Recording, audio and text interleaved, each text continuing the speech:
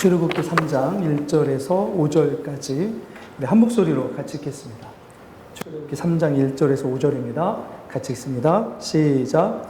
모세가 그의 장인 미디안 제사장 이드로의 양떼를 치더니 그떼를 광야 서쪽으로 인도하여 하나님의 산 호렙에 이르매 여호와의 사자가 떨기나무 가운데로부터 나오는 불꽃 안에서 그에게 나타나시니라.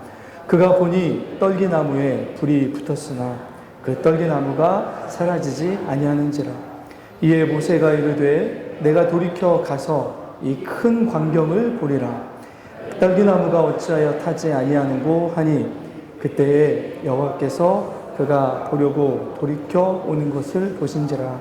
하나님이 떨기나무 가운데에서 그를 불러 이르시되 모세야 모세야 하시매 그가 이르되 내가 여기 있나이다. 하나님이 이르시되 이로 가까이 오지 말라. 네가 선 곳은 거룩한 땅이니 내 발에서 신을 벗으라. 아멘. 많은 신앙의 사람들의 고민이기도 하고요. 제가 대학에 들어가면서부터 그렇게 많이 고민했던 그 고민의 내용이 무엇이었냐면, 성경에는 우리를 향한 그 축복과 우리가 하나님의 자녀되고 하나님의 축복받은 사람이라는 이야기가 그렇게 많이 있는데 그게 제 삶에서는 하나도 이루어지지 않는 것처럼 보일 때였습니다. 수많은 다른 사람들은 어떻게 그렇게 하나님의 주시는 복을 누리며 살아가고 있는 것처럼 보이는 그때에 제 삶에는 아무것도 이렇게 없는 것처럼 보이는 그런 암흑 속에 있는 것처럼 보일 때 하나님이 이렇게 하나님답게 느껴지지 않는 신앙의 어두운 터널을 걸어가야 됐던 때가 있었습니다. 우리가 이 말씀 가운데 정말 우리를 향한 하나님의 놀라운 축복의 말씀들이 참 많습니다. 그 중에 실제로 제가 많이 고민했던 말씀이 요한복음 1장 12절이었습니다. 영접하는 자, 그 이름을 믿는 자들에게는 어떤 특권을 주신다고요? 하나님의 자녀가 되는 특권을 주시는데, 제가 그렇게 많이 고민했던, 그러니까 고백했었습니다. 하나님, 옆집 아저씨보다 못하신 거 아닙니까?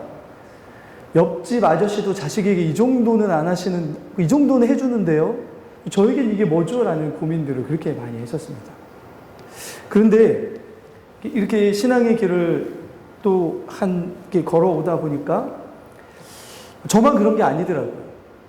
주변에 어떤 분들을 보면 분명히 하나님을 믿는 믿음 안에서 열심으로 살아가는데 하나님이 그에게 주신 말씀에 어떤 주신 특권과 놀라운 축복이 약속되어 있는데 많은 어떤 분들은 누리고 있는데 유독 어떤 분에게는 그렇지 못한 때가 있다라는 것을 보게 됩니다. 그래서 삶이 무거워지고 삶이 여러 가지 방향을 찾지 못한 채 헤매는 것처럼 보이는 신앙의 사람들을 보게 됩니다. 모세가 그랬습니다. 모세가. 저희가 지난 시간에 봤던 모세라면 지난주에 2장을 봤는데 그러면 이 3장부터는 뭐가 펼쳐져야 되겠습니까? 막 놀라운 일이 펼쳐져야 되지 않겠습니까? 하나님이 세상에 보내주신 특별한 아이인 것을 부모가 발견했습니다. 갈대 상자에 넣어서 나일강에 떠내려 보냈는데도 불구하고 살아남았습니다. 그냥 살아남은 게 아니라 어떻게 살아남았습니까? 바로의 딸의 아들로 입양될 수 있도록. 너무나 기적적이고 너무나 대단한 어떤 삶이 펼쳐져야 되는 거 아닌가라고 생각될 만큼의 축복을 받은 아이가 모세였습니다. 근데 지금 모세는 어떻습니까? 네, 왕자도 아니고 애굽의 궁에 있는 것도 아니고 힘이 있어서 다른 사람을 구원할 만한 나이도 이미 지나가 버렸습니다. 죄송합니다. 여기 한 80 가까이 되신 분들은 죄송하지만 그 지나가 버렸습니다. 누구도 모세의 현재 모습을 봤을 때에는 누군가를 구원할 만한 사람이라고 생각할 만한 아무런 자격이나 조건이나 능력이나 환경이 되지 않았습니다. 더 이 모세의 마음속에 힘든 것은 무엇이냐면 자기의 동족이 자기에게 던진 이 칼날 같은 말 때문이었습니다. 2장 14절을 한 번만 볼까요? 자, 2장 14절을 한 번만 같이 읽겠습니다. 같이 읽습니다. 시작. 그가 이르되 누가 너를 우리를 다스리는 자와 재판관으로 삼았느냐. 모세, 여기까지만 일단 보시면 모세는 자기가 가지고 있는 자격인 애굽의 왕자의 자격과 자기가 배운 학식과 여러 가지 어떤 힘과 이런 걸로 자신의 동족을 충분히 구원할 수 있다라고 생각을 했습니다. 그래서 동족을 괴롭히는 애굽 사람을 쳐서 죽여서 묻어뒀죠. 어쩌면 이것이 모세에게는 이제 내가 동족을 구원할 시작점이다라고 생각했을 수도 있습니다. 근데 그게 아니라 어떻게 됩니까? 같은 동족이었던 히브리 사람이 이 모세에게 뭐라고 이야기하냐면, 어느 누구도, 우리 히브리 사람 어느 누구도 우리를 다스리는 자와 재판관으로 삼은 적이 없다라고 이야기합니다. 모세는 동족을 구하기 위해서 굉장히 큰 걸 지금 걸고 있었는데, 갑자기 동족이 뭐라고 그러냐면, 누가 너를 우리의 재판관과 구원자로 삼았느냐, 그런 적 없다라고 하는 말을 듣고 도망가야 됐던 게 모세였던 거죠. 다른 어떤 많은 것도 힘들었겠지만 이 동족으로부터 사실은 외면당하고 거절당한 이 거절감과 아픔이 모세의 마음속에는 굉장히 많이 오랜 시간 동안 상처요, 그의 삶 속에 굉장히 그를 힘들게 아마 때때로 들려오지 않았겠습니까? 누가 너를 우리의 재판관으로 삼고 누가 너를 우리를 다스리는 자로 삼았느냐라는 그 음성이 때때로 이렇게 악몽처럼 들리지 않았겠습니까? 자, 그런데 오늘 3장은 누가 너를 우리의 다스리는 자와 누가 너를 재판관으로 너를 삼았느냐라고 하는 이 질문 아닌 질문에 대한 답이 오늘 말씀입니다. 그 답이 무엇입니까? 하나님이 뭐라고 대답하십니까? 나다라고 대답하십니다. 누가 모세 너를 이라고 질문하자 아무도 그 대답을 할 수 없었는데, 오늘 3장부터는 하나님이 대답하십니다. 하나님이 내가 그렇게 만들어 나간다라고 말씀하시는 거죠. 이 히브리 사람의 질문에 하나님은 오늘 3장으로 대답하십니다. 그러니까 오늘 이 모세를 가장 힘들게 했던 그 칼날 같은 이 아픔의 말에 대한 하나님의 회복하심의 말이 사실은 여기서부터 시작이 됩니다. 모세의 삶을 그렇게 이끌어 나가시는데요. 오늘 하나님의 구원하심이 이 출애굽기 2장 23절과 24절을 보시면 이제 시작이 되는데요. 말씀을 한번 볼까요? 23절과 24절입니다. 자, 24절을 한번 읽어보겠습니다. 같이 읽습니다. 시작. 하나님이 그들의 고통의 소리를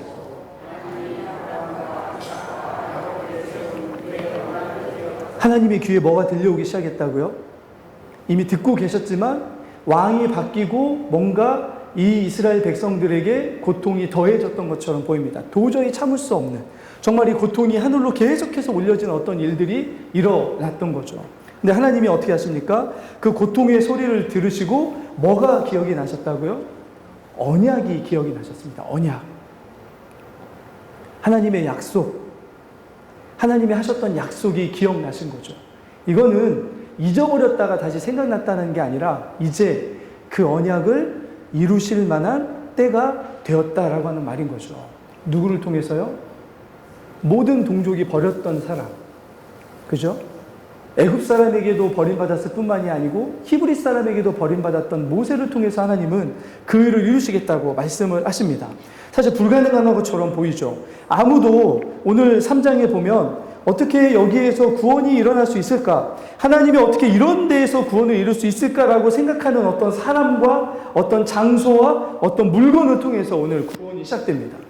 참 특이하죠. 우리가 생각했을 때는 하나님의 구원이 어디서부터 시작될 수 있을까를 생각하면 왕자였던 모세이거나 아니면 애굽의 어떤 궁의 어떤 것을 힘입어서 하거나 어떤 나라의 어떤 힘을 이 어떤 배경으로 해가지고 이 이스라엘 사람들을 애굽에서 구원해낼 수 있을 거라고 생각을 할 겁니다. 인간적으로 가질 수 있는 최고의 어떤 힘, 최고의 능력 이런 걸 가지고 구원의 역사가 일어날 거라고 생각을 하는 거죠. 그런데 오늘은 전혀 그렇지 않습니다. 하나님의 일하심의 장소와 일하심의 환경과 일하시는 어떤 시작점이 어디냐면 오늘 어디에서부터 시작합니까? 3장 1절 한번 볼까요? 같이 한번 읽어보겠습니다. 3장 1절입니다. 시작. 모세가 그의 장인 미디안 제사장 이드로의 양떼를 치더니 그떼를 광야 서쪽으로 인도하여 하나님의 산 호렙에 이르니. 지금 모세는 뭐하고 있다고요? 양떼나 치고 있는 목동에 불과했습니다. 그것도 뭐 애굽 근처도 아닙니다. 애굽에서 수백 킬로미터 떨어져 있는 미디안 광야에서 사실 자기 양도 아닙니다. 누구의 양떼를 치고 있다고요? 장인의 양떼를 치고 있는 초라한 신세가 되어버렸습니다. 모세의 출생과 모세가 살았던 40년의 시간과 모세를 향하여 하나님이 역사하셨던 특별한 역사하심에 비추어 본다면 모세는 여기에 이러고 있을 사람이 아니었습니다. 근데 모세는 지금 이러고 있습니다. 그러니까 우리가 사실은 신앙생활 하면서 늘 어쩌면 제일 힘든 것이 무엇이냐면 이런 게 우리에게 다가올 때죠. 이런 환경이, 이런 일들이. 하나님 도대체 하나님이 주셨던 약속과 하나님이 주셨던 축복과 하나님의 말씀에서 우리에게 보여주시고자 하시는 그 놀라운 길들은 도대체 어디 있는 것입니까? 라고 하나님께 사실은 부르짖을 수 있는 환경이었습니다. 모세가. 자신의 인생 하나 제대로 어떻게 할 수 없는 것처럼 보이는 그런 연약한 인생이 오늘 모세의 이 현재의 처지였던 거죠. 그런데 여기서부터 하나님이 역사하기 시작하십니다. 어떻게 역사하시냐면요. 자, 1절을 보시면 좀 특별한 말씀이 여기에 담겨져 있습니다. 어떤 말씀이 여기에 담겨져 있냐면 양떼를 치는데 양떼를 어디로 몰고 간다고 말씀하십니까? 광야 서쪽으로 몰고 간다고 말씀하십니다. 근데 어디까지 이르렀습니까? 하나님의 산 호렙까지 이르렀습니다.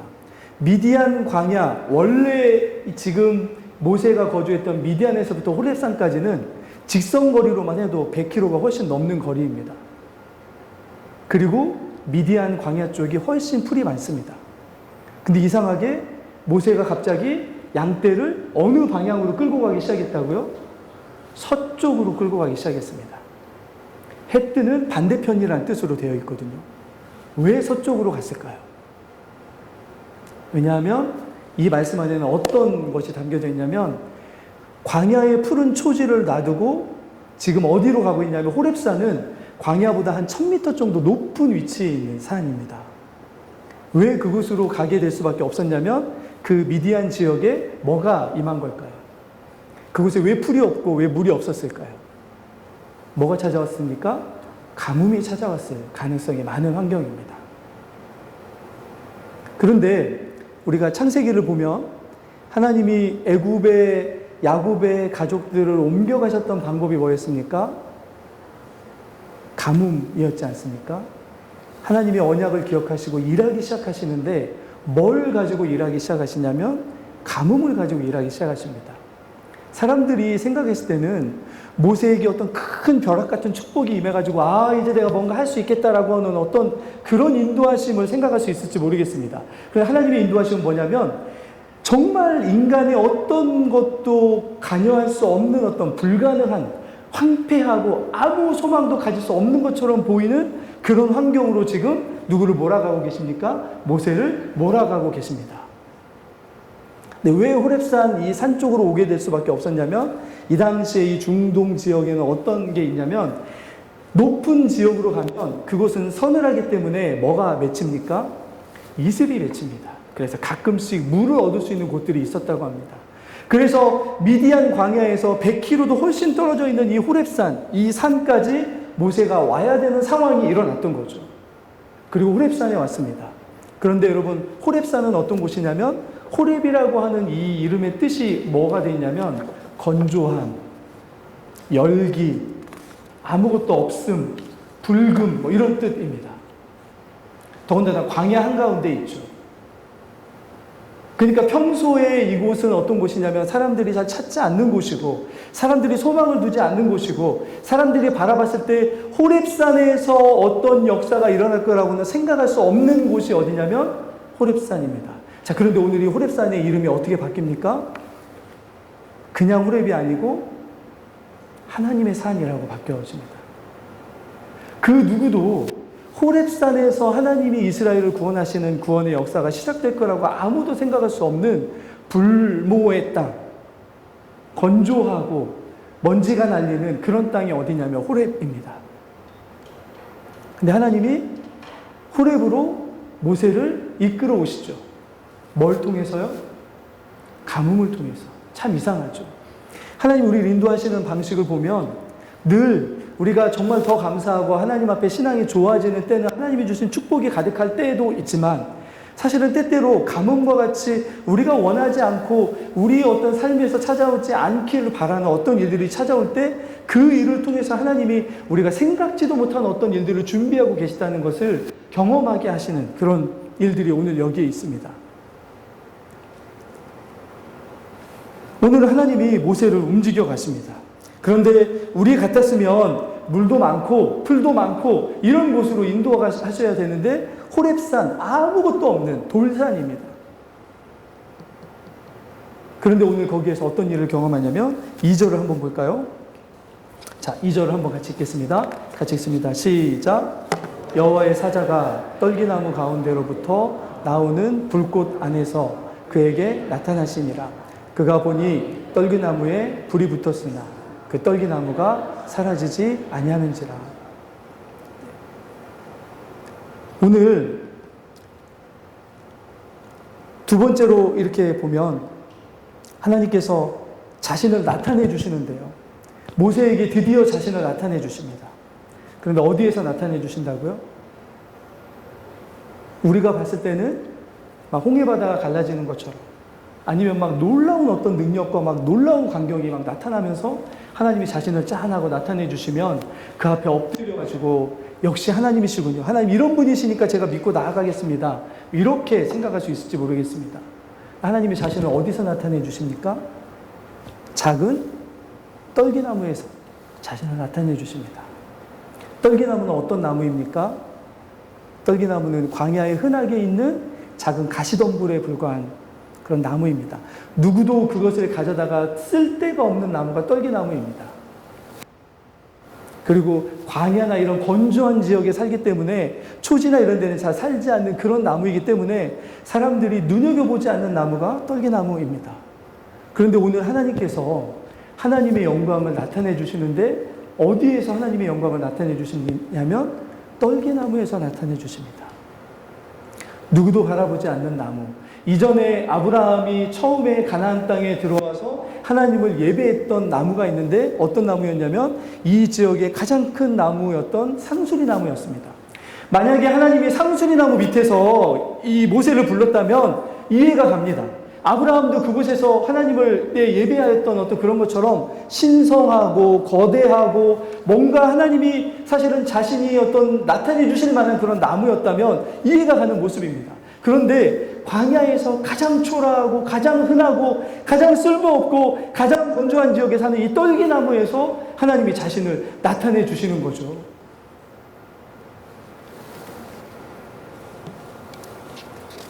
누구에게요? 아무런 소망도 없이 자신에게 찾아온 가뭄을 피해서 물을 찾아온 이 초라한 목동이었던 이 모세에게 나타내 주십니다. 어쩌면 이 떨기나무의 모습은 모세의 모습과 비슷한 것처럼 보입니다. 누구도 모세의 모습에서 소망을 발견할 만한 모습이 없었습니다. 그런데 하나님은 자신을 어디에게서 나타내 주시냐면 떨기나무에서 나타내 주십니다. 누구 앞에서요? 모세 앞에서. 아무런 소망도 없는 것처럼 보이는 떨기나무에서 아무런 소망도 없는 것처럼 보이는 모세에게 하나님이 나타나 주시는 거죠. 오늘 말씀에는 나중에 이 땅에 오셔서 우리에게 구원을 베푸시는 예수 그리스도께서 어떤 모습으로 오실지를 너무나 잘 보여주고 있습니다. 우리가 아는 것처럼 이사야서 53장에 보면 이 땅에 오셔서 구원을 이루실 메시아가 어떤 분이신가를 봤을 때 그는 어떤 분이라고 이야기합니까? 그는 사람들이 보기에 어떤 모양이라고 이야기하냐면 볼품없는 모습으로, 초라한 모습으로, 아무도 저 사람에게 참된 소망이 없다라고 이야기할 만큼 예수님은 사실은 사람들이 눈여겨볼 만한 분이 아니셨습니다. 세상의 기준으로는. 그런데 주님이 이 땅에 오셔서 구원을 나타내 주시는 것처럼 오늘 하나님께서는 모세에게 자신을 나타내 주시는데 어떤 모습으로 나타내 주시냐면 모세와 같은 모습으로 사실은 나타내 주신 거죠. 너 스스로는 너를 보면 초라해서 아무것도 할 수 없는 것처럼 보이지만 아니다. 떨기나무가 지금 어떻게 되고 있냐면 어떤 모습이 되고 있습니까? 불꽃 가운데 떨기나무가 있다면 어떻게 돼야 되죠? 불타서 금방 사라져 없어져야 되는 나무가 떨기나무입니다. 순식간에 막 화르르 불타서 없어져야 되는 나무가 떨기나무입니다. 그만큼 건조하고 말라 비틀어져 있는 어쩌면 그런 나무인 거죠. 그런데 오늘 어떻게 되냐면 하나님이 떨기나무에 함께 하시는데 떨기나무가 불사라져 없어집니까? 불사라져 없어지지 않습니까? 불사라져 없어지지 않습니다. 모세에게 하나님이 보여주고 싶으신 것이 있었습니다. 너는 지금 너의 인생을 아무것도 할 수 없는 어떤 인생이라고 생각하지만 떨기나무를 봐라. 불살라 없어져야 되는 저 나무가 살라지지 않고 여전히 존재하지 않느냐. 너의 인생도 내가 이렇게 만들어줄 것이다. 중요한 것은 무엇입니까? 모세가 어떤 사람이냐가 중요하지 않습니다. 모세와 함께 하시는 하나님이 어떤 분이시냐가 중요한 거죠. 떨기나무와 같은 모세, 그리고 오늘 신음하고 부르짖고 아파하는 이스라엘 백성들도 어쩌면 또 다른 떨기나무들인 거죠. 애굽의 사람들이 봤을 때, 주변의 나라 사람들이 봤을 때 이스라엘 사람들에게 도대체 무슨 소망이 있을까라고 바라볼 수밖에 없는 또 다른 떨기나무들이 이스라엘 백성들이었습니다. 그런데 그 백성들에게 소망이 있다는 걸 주님이 어떻게 보여주시냐면 떨기나무가 불타지 않게 보여주시는 거죠.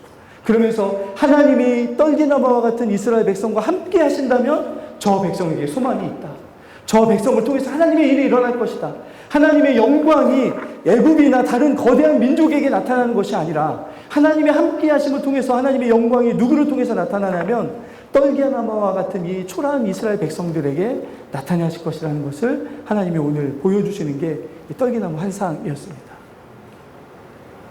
모세는 아직 하나님이 어떤 일을 분명히 이루실 것이라는 걸 아직 모릅니다. 그러나 오늘 하나님께서는 어떤 일을 행하시냐면 한없이 바닥까지 떨어져 있는 모세의 자존감을 살려주시기 시작하십니다. 내가 너와 함께하면 너는 너를 떨기나무처럼 볼 수 있을지 모르지만 영원히 불타 없어지지 않는 떨기나무처럼 내가 너를 사용할 수 있어. 이게 주님의 모세를 향한 말씀이었습니다. 이스라엘 백성들도 마찬가지이죠. 노예로 압제당하면서 저항할 수 있는 힘조차도 없는 이스라엘 백성들이었습니다. 그런데 모세에게 나타나셨던 그 하나님이 이스라엘 백성들에게 함께 하시면 어떻게 됩니까? 영원히 불타지 않는 떨기나무로 하나님이 약해 보이지만 하나님의 역사와 영광을 나타낼 수 있는 백성으로 그들을 이끌어 가실 것이라는 사실을 오늘 여기에서 보여주시는 거죠. 현재 우리의 모습이 어떠느냐가 하나님 앞에 사실은 별로 중요하지 않습니다. 우리의 조건 때문에 하나님이 일하시는 거 아니십니다. 그리고 우리가 기대하는 대로 하나님은 또 일하시는 분도 아니십니다. 하나님의 일하심이 하나님의 뜻대로 나타날 때 우리는 하나님의 영광을 볼 수 있는 거죠. 아까 우리가 찬양했던 것처럼 우리의 지혜를 뛰어넘는 누가 가뭄이 들어서 아무것도 없는 먼지가 풀풀 나는 바위산에서 저 멀리 보이는 떨기나무 작은 초라한 그 나무에서 하나님의 영광을 볼 것이라고 누가 기대했겠습니까? 하나님의 영광조가 나타낸다면 나일강에서 어떤 거 아니면 애굽의 궁에서 어떤 거 이런 게 나타난다면 하나님의 영광에 맞다라고 생각했을지도 모르겠습니다. 그런데 하나님은 그러지 않으세요. 왜냐하면 하나님은 하나님의 영광이 나타날 때마다 우리가 어떤 존재인지를 하나님의 영광에 비추어서 바르게 보기를 원하시는 분이십니다. 자, 다시 한 번만 보시면 1절로 한 번만 더 돌아가면요. 여기 보시면 하나님이 인간들을 바라보시는 눈이 여기에 담겨져 있습니다. 조금 더 확장해 가면요. 자, 보시면 모세가 그의 장인 미디안 제사장 이드로의 양떼를 치더니 그 떼를 어느 쪽으로 인도하여 갔다고요? 광야 서쪽으로 인도하여 갔습니다. 여러분 기억나십니까 혹시? 창세기에서 죄 지은 인간들이 늘 가던 방향이 어디였습니까? 네, 기억나십니까? 동쪽이었습니다. 동쪽. 해가 뜨는 방향, 해의 힘, 태양이 주는 영광 이런 것들을 그 자기의 힘으로 삼아서 자기의 영광을 드러내려고 하는 인간의 욕심이 거기에 드러나는 것 같기도 합니다. 근데 하나님은 서쪽이면 어떤 곳입니까? 해가 지는 곳입니다. 해 지는 곳은 대체적으로 종교에서 어떤 것으로 여겨지죠? 불교에서도 서방 정토, 인간의 생명이 어떤 지는 곳, 그런 곳으로 여겨지잖아요. 그런데 하나님이 이 모세를 어느 쪽으로 인도하여 가신다고요? 서쪽으로. 이전에 인간들이 자기의 욕망과 자기의 이름을 드러내기 위해서 갔던 동쪽의 방향이 아니라 어디 방향으로 이끌어 가신다고요? 서쪽의 방향으로 이끌어 가십니다. 그런데 어디로 이끌어 가시냐면 호렙산을 하나님이 뭘로 만들어 주십니까? 하나님의 산으로 바꿔 주십니다. 하나님의 산은 다른 이름으로 하면 우리가 하나님의 산을 뭐라고 부릅니까? 창세기에서 보시면 에덴 동산. 에덴 동산이죠. 원래 에덴 동산은 어떤 곳이었습니까? 에덴 동산에서 네 강이 발원하고 주변에 은금이 풍성하며 하나님이 주신 것들을 통해서 풍성하게 누림을 통해서 안식을 누렸던 곳이 에덴 동산이었습니다. 원래 하나님이 인간을 만드신 목적이 거기에 있던 거죠. 우리에게도 그런 삶을 원하시는 분이 하나님이십니다. 그런데 인간들의 삶이 뭐처럼 변해버렸냐면 광야와 같이 변해버린 거죠. 에덴이었던 하나님의 뜻이 광야로 변해버리게 만든 것이 인간들의 죄였습니다. 그런데 인간들은 늘 어디로 가냐면 자꾸 하나님이 원하시는 쪽과 반대로 갔습니다. 산이 아니라 평지로. 그래서 평지로 갔다가 뭘 만듭니까? 그곳에 바벨탑을 만듭니다. 이게 인간들의 습성이었습니다. 그런데 인간들을 구원하실 하나님 나라의 제사장 되는 이 이스라엘 백성들을 불러가기 위해서 하나님이 어떻게 하시냐면 하나님의 방향으로 이 인간들을 몰아가기 시작하십니다. 너희들이 가고 싶은 곳으로 가는 것이 하나님의 구원의 역사가 아니라 내가 너희를 불러서 세워주는 곳이 하나님의 역사를 경험하는 곳이다. 그곳은 아무도 생각하지 못했던 호렙산이라고 하는 산이었습니다. 그런데 이 산의 이름을 뭘로 바꿔주신다고요? 에덴 동산과 같은 푸르름이 있는 곳은 아니지만 이제 이 산이 하나님의 산이라고 불려주는 이유가 있습니다. 그 이유가 뭐냐면 이곳에서 하나님이 이스라엘 백성들과 함께 하실 것이기 때문입니다. 하나님이 함께 하시기 때문에 처해 있는 환경은 광야와 같은 환경이라 할지라도 그 광야와 같은 세상 속에서도 뭘 경험하게 하신다고요? 에덴에서 경험했던 그 안식, 에덴에서 경험했던 그 위로, 에덴에서 경험했던 하나님이 주시는 그 하나님만이 주실 수 있는 그 풍성함을 광야와 같은 세상 속에도 내가 너희에게 누리게 할 거라고 하는 약속을 여기서 하나님께서 회복하여 주시는 거죠. 하나님이 인간들을 구원하신 게 그것이었습니다. 예수 그리스도께서 오늘 두 번째 보시면, 자, 2절로 다시 한번 가볼까요? 2절로 가보시면 이 떨기나무가 있잖아요. 나중에 이 떨기나무가 어디로 들어가게 되냐면 이스라엘 백성들이 이 떨기나무 모양을 가지고 성전과 성막 안에 있는 한 도구를 만듭니다. 어떤 도구이냐면 성소를 늘 꺼지지 않게 밝히는 등잔대가 이 떨기나무 모양입니다. 이스라엘 백성들이 자신들의 구원을 되돌아보니까 하나님은 어떤 분이셨습니까? 자신들은 잊어버린 바 되고 자신들은 하나님의 눈에서 벗어난 것처럼 보이고 힘들고 어려워서 하나님 앞에 괴로움을 토로했을 때 하나님은 듣지 않으시는 것처럼 보이는 그런 하나님이신 줄 알았는데 막상 하나님의 구원을 경험하여 보니까 하나님은 늘 어땠다고요? 처음부터 끝까지 한 번도 이스라엘 백성들을 눈에서 벗어나지 않게 늘 바라보셨던 분. 그래서 떨기나무가 불타 없어져 버릴 것처럼 보이는 그런 곳에서도 이스라엘 백성들을 바라보고 계시는 그분이 우리와 함께 하신다고 하는 것을 믿음으로 고백하는 모양으로 뭘 만들었냐면 이 떨기나무 모양으로 등잔대를 만들어서 어디에 뒀습니까? 어둠으로 가려져 있는 그 성소를 뭐가 밝히냐면 이 떨기나무 모양의 등잔대가 불을 밝힙니다. 하나님이 우리를 그렇게 바라보신다고요. 그래서 시편이나 이런 데는 하나님이 우리를 어떻게 지켜주신다고 약속하십니까? 눈동자처럼 지켜주신다고요. 바라보고 계시다고요.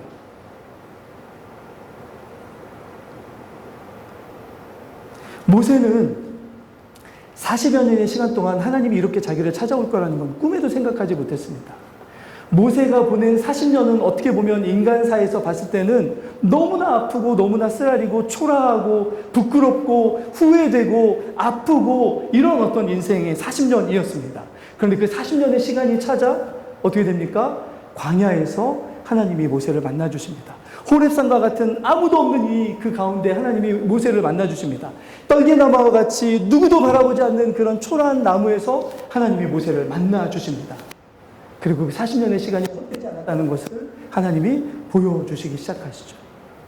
양떼를 치던 이 모세의 삶을 이제 뭘로 바꿔주십니까? 하나님이 만나주신 이유는 무엇입니까? 그에게 새로운 소명을 주심이죠. 어쩌면 우리의 삶에 고난이 찾아올 때 우리가 뭐라고 생각할 수 있냐면 하나님이 나에게 새로운 소명을 준비하고 계실지도 모른다는 생각을 할 수 있습니다. 우리는 그 끝에 뭐가 기다리고 있는지 모르지만 하나님이 우리의 삶에 어떤 고난을 주실 때에는 거기에 분명한 이유가 있습니다. 그걸 통해서 오늘 모세가 그러던 것처럼 하나님은 그런 하나님을 만난 사람들을 세상에 보내신 거죠. 가서 이스라엘 백성들에게 모세는 할 말이 생겼습니다. 40년의 인생 동안 난 내가 버림받은 줄 알았고 하나님이 나를 안 바라보시는 것인 줄 알았고, 나는 양이나 치고 인생이 끝날 것처럼 보이는 인생이었다. 그런데 떨기나무에서 나를 만나주신 그 하나님이 내 인생을 바꿔주시고 내게 새로운 삶을 허락하셨다. 이렇게 이야기할 수 있는 사람으로 바꿔주시는 거죠. 우리가 정말 이해하기 힘든 이야기가 고통에도 뜻이 있다라는 이야기입니다. 저는 예전에 그것 때문에 하나님을 얼마나 저주했는지 모릅니다. 고통을 안 주시고 하나님이 할 수 있는 능력이 있으신데 왜 굳이 고통을 주십니까? 그런데 오늘 모세의 40년이 어떻게 바뀌었는지를 생각해 보신다면 하나님이 왜 떨기나무에서 나타나 주셨는지를 알게 됩니다. 마지막으로 우리 하나만 더 보고 말씀을 마치겠습니다. 4절과 5절인데요. 5절을 한번 같이 읽어보겠습니다. 5절입니다. 같이 읽습니다. 시작. 가까이 오지 말라.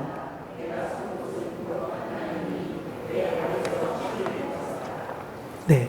오늘 하나님이 가까이 오지 말라고 하시잖아요. 나타내 주셨으면서. 근데 뭐라고 얘기하시냐면, 네가 선 곳은 거룩한 땅이니 내 발에서 뭘 벗으라고 말씀하시냐면 신을 벗으라라고 말씀하십니다. 여러 가지 뜻이 있습니다. 신을 벗으라는 이야기가. 그런데 저에게는 뭘로 들렸냐면 이렇게 들렸습니다. 여러분, 신은 뭘로 만드냐면, 이 당시에 이 사람들이 신었던 샌들은 뭘로 만드냐면 동물의 가죽으로 만들었을 겁니다. 인간들의 벌거벗음의 고통을 가장 먼저 감춰주시기 위해서 하나님이 쓰셨던 방법이 무엇이었냐면, 뭘 만들어서 옷을 입혀주셨냐면 동물의 가죽으로 옷을 만들어서 입혀주셨습니다. 그런데 제가 이 말씀이 어떻게 들리냐면 모세에게 하나님이 이렇게 말씀하시는 것처럼 보입니다. 모세야, 내 앞으로 와라.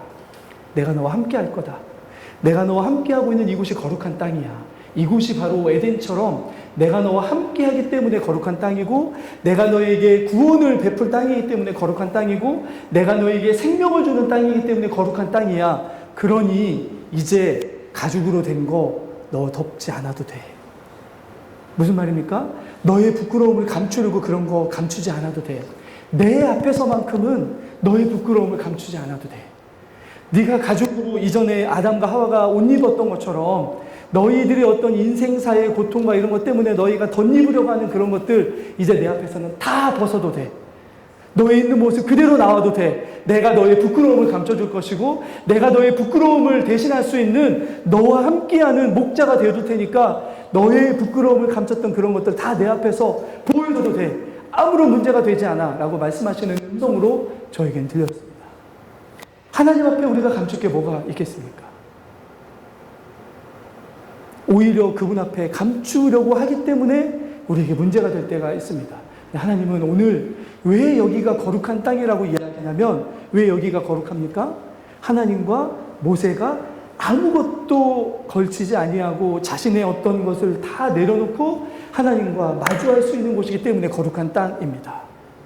그래서 나중에 지성소라고 하는 성전의 이 대표였던 대제사장이 어떻게 들어갑니까? 밖에서 있는 모든 것들은 다 벗어놓고 들어갑니다. 맨발로. 왜요? 하나님이 우리에게 찾아와 주셔서 우리를 만나주시지 아니하고는 우리 안에 있는 부끄러움과 우리 안에 있는 수치와 우리 안에 있는 문제가 해결될 수가 없기 때문입니다. 하나님의 거룩하심은 그 거룩하심에 비추어서 우리를 위축되게 하거나 부담되게 하는 거룩하심이 아니라, 그 거룩하심만큼 우리의 수치와 우리의 부끄러움과 우리의 아픔을 씻어주시겠다고 하시는 하나님의 약속의 말씀이 내가 거룩하니 너희도 거룩하라는 주님의 말씀입니다. 우리가 자꾸 우리를 감추는 거죠. 하나님 앞에. 오늘 왕자에서 목동으로 한없이 낮아져 실패감으로 자존감이 바닥에 떨어진 먼지처럼 불려 훑어 다니는 모세를 하나님이 다시금 일으켜 세워주시기 시작하십니다. 어쩌면 이런 모습이 하나님이 우리 가운데 구원을 베푸시는 하나님의 방법이 됨을 우리에게, 오늘 모세에게 임하신 하나님을 통해서 우리가 알 수 있습니다. 그의 인생은 그에게 약속된 것이 이루어졌다면 지금쯤 머리에 왕관을 쓰고 애굽을 호령하는 삶이어야 됐다라고 수많은 사람이 생각할 수 있을지 모르겠지만, 하나님의 구원은 그런 곳에서 임하는 것이 아니었습니다. 비록 황폐한 땅이었던 호렙과 광야도 하나님은 에덴과 같이 변하게 할 수 있는 분이심을 하나님은 그 황폐하고 아무도 없는 그곳에서 떨기나무 가운데 자신을 나타내 주시면서 우리 인생에 그렇게 할 수 있는 분이심을 나타내 주십니다. 우리가 그런 하나님과 함께 할 수 있는, 그래서 하나님 앞에서만큼은 우리의 신을 벗고 우리 있는 모습 그대로 나와 하나님이 주시는 것으로만 우리를 덮을 수 있는 그런 하나님의 사람들 될 수 있기를 예수 그리스도의 이름으로 축원합니다. 같이 기도하겠습니다. 구하고 찾고 두드리는 이들에게 약속하신 아버지 하나님, 그러나 먼저 우리가 주라고 하시고, 그러면 우리가 경험할 수 없는 후이 누르고 흔들어 넘치도록 우리에게도 주실 것이라고 하는 약속이 우리에게 있음을 기억하며, 주님, 하나님 나라의 그 영광과 풍성한 우리에게 주시는 은혜를 하나님 경험하기를 소망하며 주님께 기도하오니, 우리에게 먼저 그런 은혜로 충만하게 채워 주시옵소서. 일어설 수 없는 것처럼 보이는 모세도 일으켜 세워주셨던 것처럼 하나님 이 안에 있는 모든 사랑하는 성도들의 영적인 무릎을 일으켜 세워주셔서 믿음의 길을 가는데 흔들리지 않고 약하여지지 않고 이 믿음의 길을 주님과 동행하며 기쁨 가운데 걸어갈 수 있도록 인도하여 주시옵소서. 특별히 주님 우리에게 맡겨주신 사명 있습니다.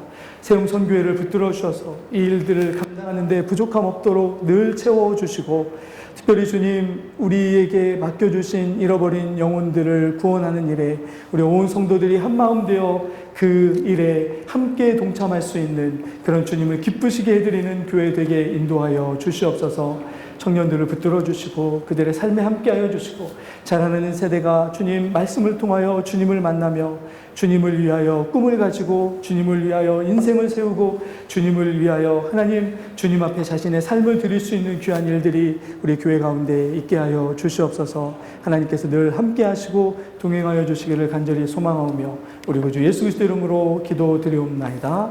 아멘.